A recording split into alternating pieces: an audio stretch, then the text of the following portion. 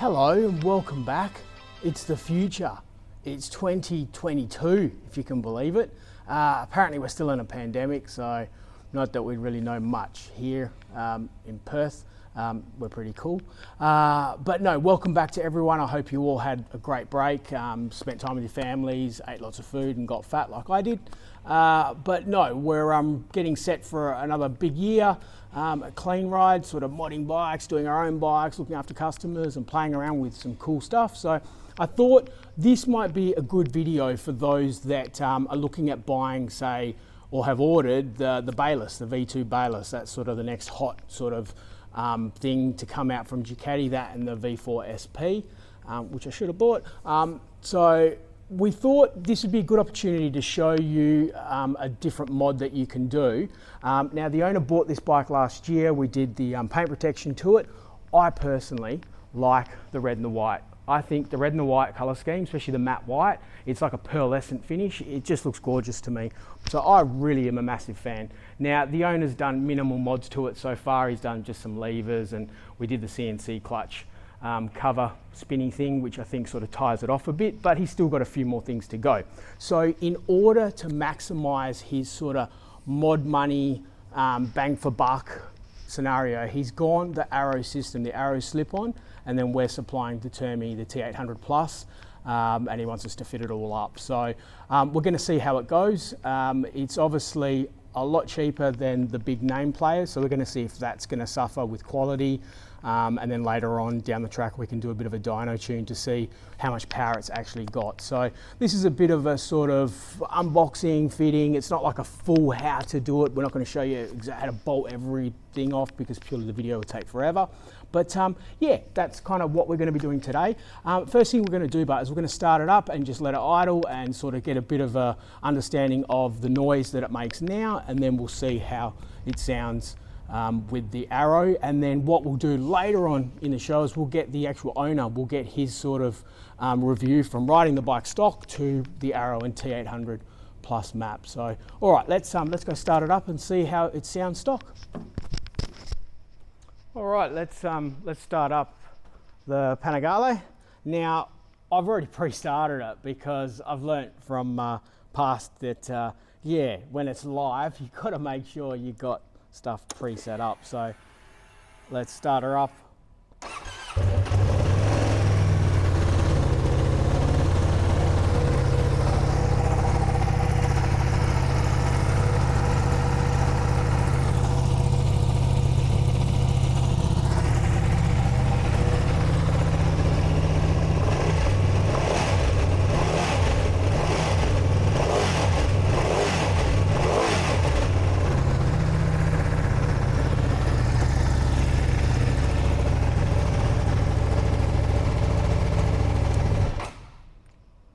All right, so that's how the stock system sounds.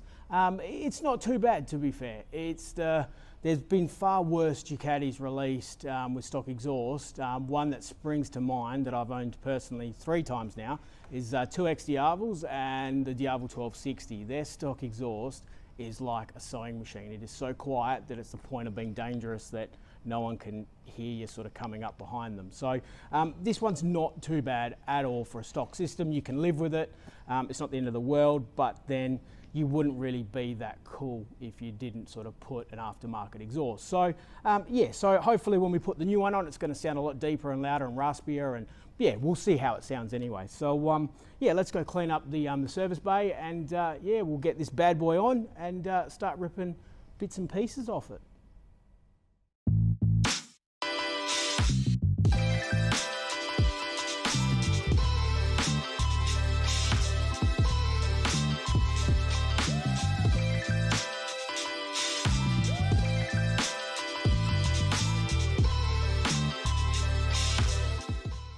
That's the factory exhaust off.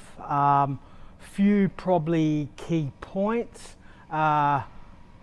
Firstly, you want to take the left-hand rear set off. There is 2 nuts that hold the back of the exhaust, and the left-hand side's a little bit hard to get to, and you're just going to run the risk of stripping the bolt. So you're far better off to undo the 2 6mm Allen keys.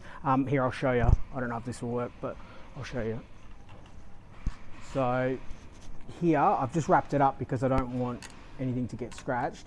So there's a bolt which is pretty much directly in line with this part here. So you're just far better off to remove the rear set, you know, wrap it up so it doesn't get scratched, and then you can take it off. You've got your 3 bolts for the exhaust flapper, which you remove as well. 1 plug that comes off, and that's pretty straightforward. You've got a bunch of bolts underneath. Have to, you know, remove the fairings, obviously, and that's pretty much how it sort of sits and how it looks. And I can't believe this has been following me the whole time. You're meant to be looking at the bike, not me. God.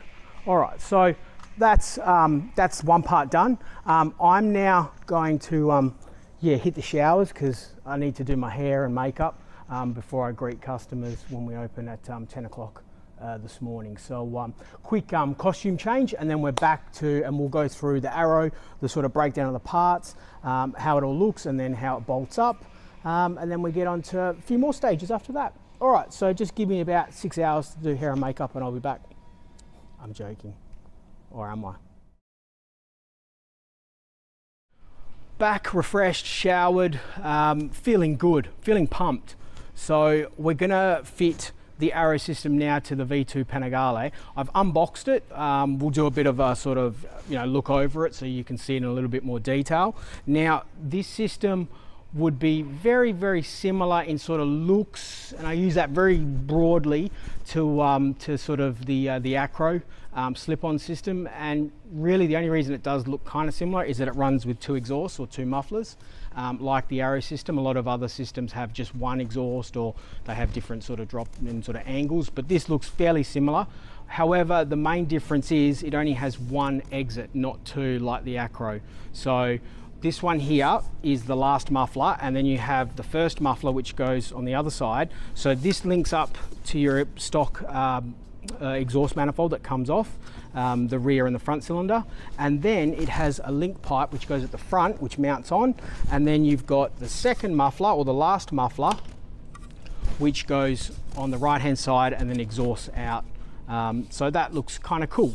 Now, it does come fitted with the baffle, so the baffle is mental. I mean, look at the restriction there. So I think this is going to really quieten it down, which is not a bad thing. If it is really too loud, then the owner can choose to fit this back in. But I've taken it out just so we know how loud it actually is, and then if we need to, we can pop this back in. So one thing I will mention is that their instructions, written in English and Italian, are actually really, really good. I'm sort of like, wow, their pictures are clear, concise, everything's legible. It also shows you how to remove the factory exhaust system. So for those guys that are doing DIY at home, it's a really thought out well guide that they've done. So hats off to Arrow for doing, you know, really good instructions. So let's start reading through the instructions, and we'll fit the Arrow system, and we're going to see how everything lines up and sort of, you know, bolts up, and see if we have to sort of, you know, massage it a bit, or if it's, you know, a really easy fit. So we just want to give you guys that feedback. So yeah, let's start fitting it now.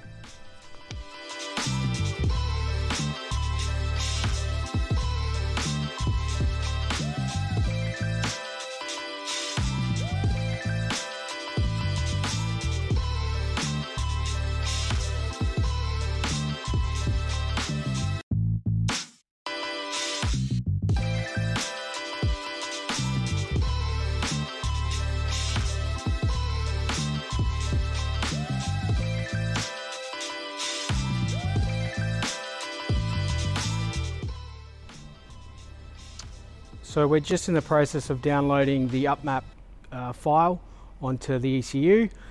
When this happens, remember some of my past videos, the dash tends to go a bit haywire. This is normal, so don't stress out. It's just flashing every single you know, error code and anything that can work on it. It's just flashing up because it's going through its downloading process, so nothing to worry about. If there's sort of smoke and sort of fire, then you got something to worry about, but until that happens, you're pretty much fine. So yeah, we're just waiting for that to finish up, because if we start the bike without having the upmap tune on, we're going to get an engine check light straight away, because we don't have the exhaust flapper valve.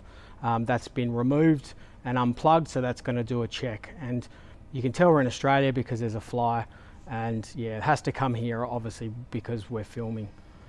All right, let's get this downloaded. So this is the system fitted up. Thought we'd just do a bit of a close-up for you so you can have a look. It fits actually really well. Not much tweaking needed to be done, so I'm pretty happy with the way it fits. The main thing you have to be careful of is when you do fit it, and I'm going to put it under here so you can kind of see the sump. You need to make sure that both cans aren't touching the sump. So however you sort of maneuver it, the main thing you have to be careful of is the actual exhaust flange here needs to be done properly. So if you don't mat that up properly, it's going to leak, and it's going to also exaggerate the issue as it's going around. So really you want to start here, and then from here build the exhaust all the way around. So again, follow the instructions, they're pretty straightforward. I'm really happy with the finish as well.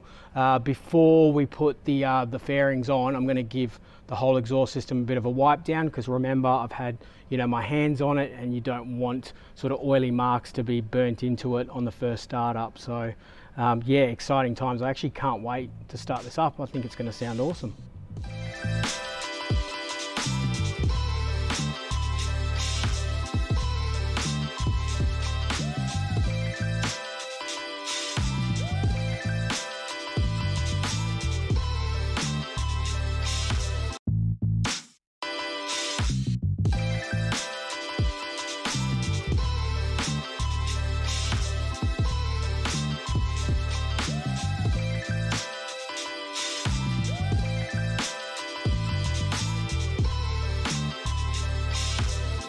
All right, so that moment has come where we have to start it up and hear what it actually sounds like.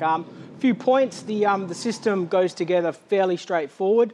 It sort of goes, you've just got to be careful with the sump, making sure that the two cans don't touch or rattle or hit it.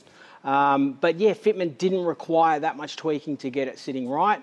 The only downside, which I don't think it's an Arrow problem, I think it may be a supply issue, whoever supplied the exhaust, but it did have a ripped bag with a bracket missing. So there is actually one bracket missing that you'll probably see on the left-hand side.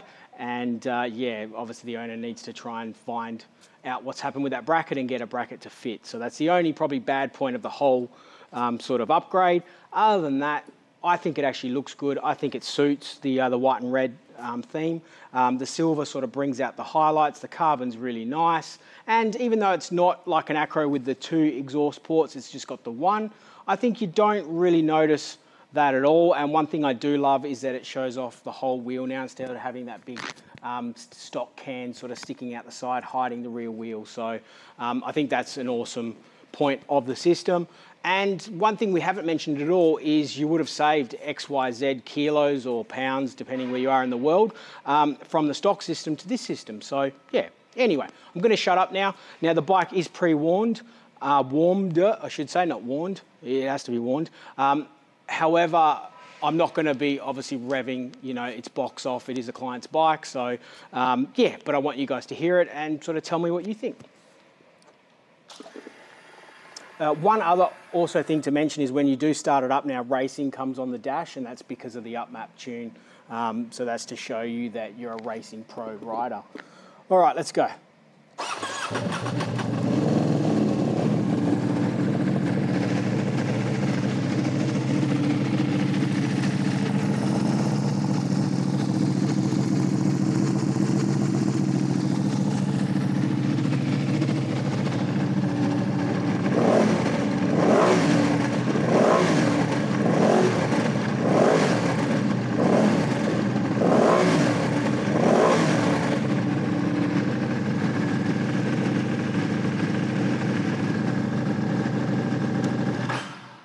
All right, so that's how it sounds. The Arrow slip-on, 2 into 1 exhaust port. Definitely a lot deeper, a lot crisper, a lot more punchier. I notice sort of twisting the throttle, it's a lot quicker to spool up the revs compared to stock. It's also got rid of that exhaust flap valve, so that's extra weight as well. Yeah, all in all, I think it's a really good compromise to sort of let your modding dollar go further by doing this mod. It hasn't got probably the same pedigree as, say, you know, Arrow, SC Project, Hermes, you know, those sort of really big players, but Arrow's no small player either. So I think if you're watching your pennies, I think it's definitely a viable option.